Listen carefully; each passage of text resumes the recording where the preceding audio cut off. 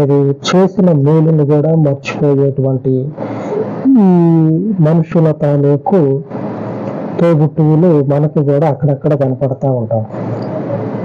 కనపడతారు. మన జీవితాలు దేవునికి, మనుషులకు కాదు, దేవునికి. వాడేమో నమ్ముకొని మన జీవితాన్ని వానికి అప్పచెప్తే వచ్చే ఉపయోగం ఏమీ ఉండదు. వాడిని నమ్మొద్దు, వాని మీద నమ్మిక పెట్టుకోవద్దు. మనల్ని కాపాడి, మనల్ని సంరక్షించి, మనల్ని క్షేమంగా నిలబెట్టేటువంటి దేవుని మీద మన విశ్వాసం అనేది, నమ్మకం అనేది ఉండాలి. మన జీవితాలు దేవునికి, మనుషులకి కాదు.